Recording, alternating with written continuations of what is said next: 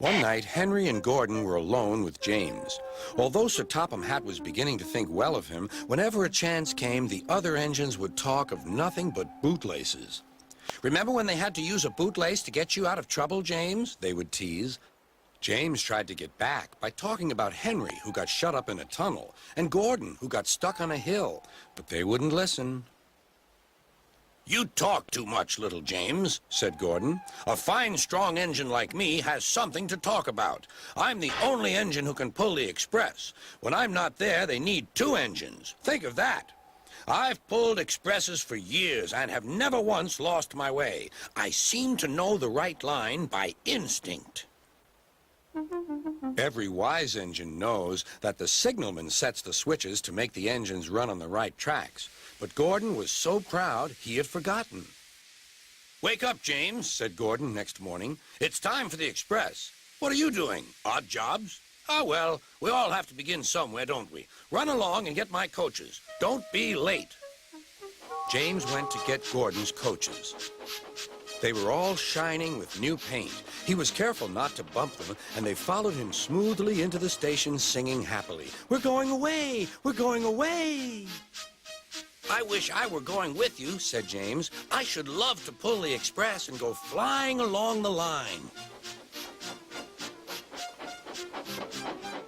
Gordon, with much noise and blowing of steam, got ready to back onto the train.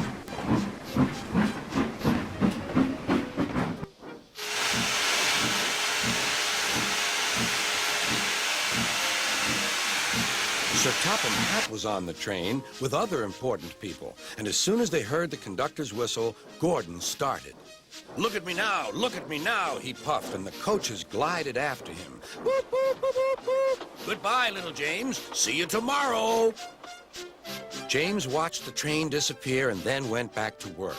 He pushed some freight cars into their proper sidings and went to fetch the coaches for another train.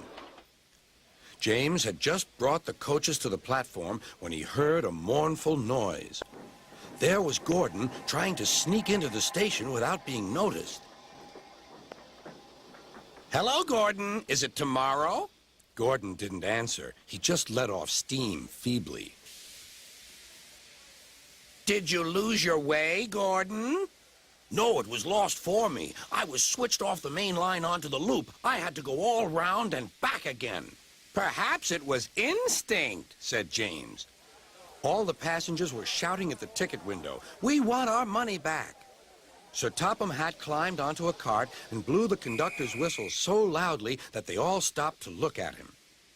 Then he promised them a new train at once.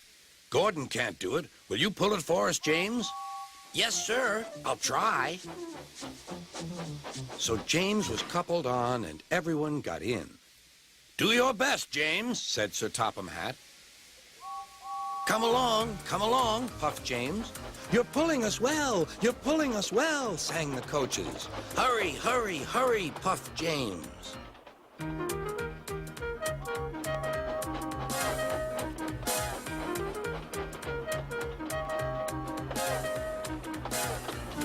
Bridges and stations flashed by.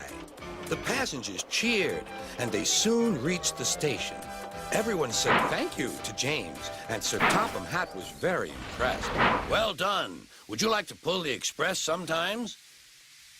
"Yes, please," answered James.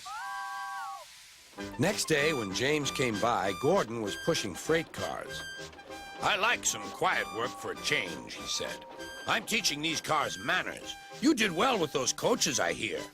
"Good. We'll show them." And he gave his cars a bump. James and Gordon are now good friends. James sometimes takes the express to give Gordon a rest.